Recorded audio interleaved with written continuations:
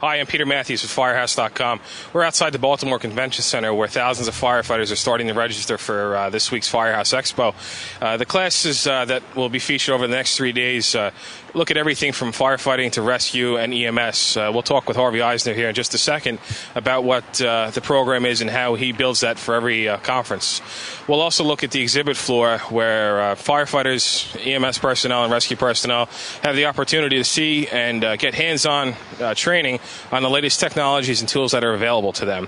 And we'll also talk with a couple of folks involved in the pre-conference classes, 4 and 8 hour sessions that really go in-depth and allow the students, again, a lot of times hands-on opportunities.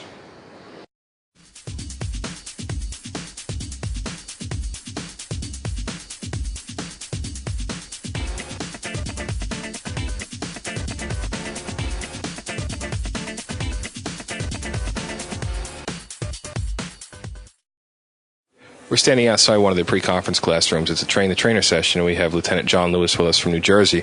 John is working with Bob Moran to do a class that students come in, and for the folks who can't make it to the conference, they take some stuff home. So, John, can you tell us what the students are taking back to their department? Yeah, what we're doing today is we're providing a search lesson plan, something they can use back at home. Search is one of the most important things we have to do on the fire ground. We have to look for victims. We have to look for fire. So we're providing them a lesson plan that they go back and teach their members, stay current, stay on top of their game. Right now we're on the part of reinforcing our training on SCBA, which is the most important part of doing a search, is being personally protected. What is the one thing that you notice if you come back to town from a conference and you go to teach some of your firefighters what's going on? What's the one thing that students seem to neglect when they go to a conference and bring the lessons home to their department? What are they neglecting to tell the brothers and sisters in the Firehouse? Well, the biggest thing that all the instructors here seem to enforce, and myself and Chief Moran do, is safety. They're here to learn about their job. And they got to stress the safety aspect of it. And when they go home, they can bring home all the lessons they want, but if they don't learn them and take their own personal pride in using that lesson, then there's a problem. We fail to get the message all the way across. Hopefully the students, and for the few years we've taught here, the return students have all come back and said, hey, we've done that, we've used this, and it's all been a win-win situation.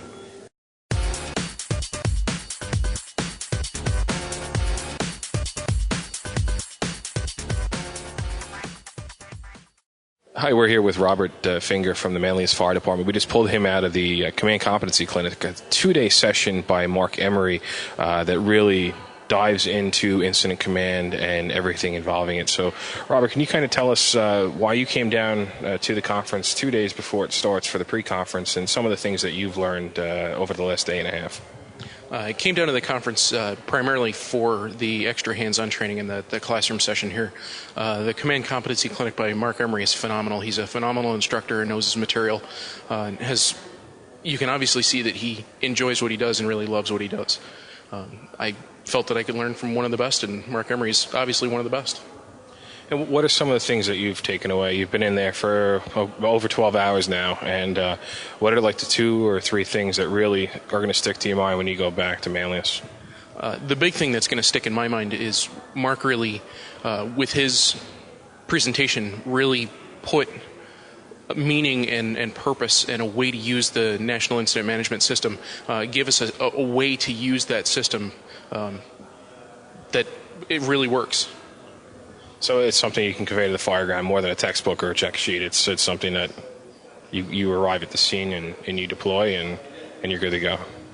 Absolutely. The program that Mark has is phenomenal. It's easy to use. It's something that any firefighter anywhere in the country could use, and it's new and different.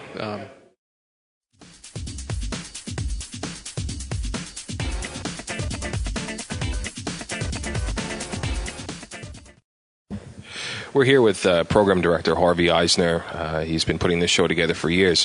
Harvey, can you tell us a little bit about this year's Firehouse Expo, some of the conferences we can look forward to, and some of the classes the folks who are on their way in could enjoy? Well, we're very happy to have Chief Cassano from the FDNY.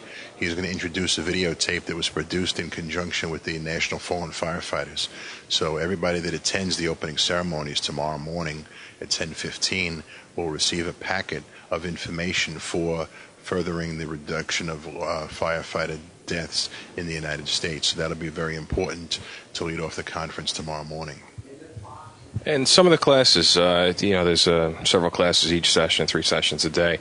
What are some of the ones that have piqued excitement for this year? Well, we have so many. We have about 80 classes. I have to look at my list to tell you. We have strategy and tactics by many people. We have leadership. We have building construction, safety, incident command, Chiefs Commissioners Roundtable. We have a brand new program on educating public officials for the fire service so they can know a better job and understand how everything works with the fire service. So that's one of the new things that we're pushing, and that'll be on Thursday afternoon. Okay, and then your role within Firehouse Expo and as a program director, can you kind of let us know what it is that you do and with 3 conferences every year, how you go about picking the classes and working with the instructors to make it a successful opportunity for the students? Well, it's a very big job. We've been doing this now for 26 years. I've been involved with 25 out of the 26 years. And at this point in time, we have finished the programs for Baltimore 2009. We have the shows ready for Atlanta 2009 in October. We also have the program ready for 2010 in San Diego next February. And the program is basically ready for 2010 Baltimore as of tomorrow.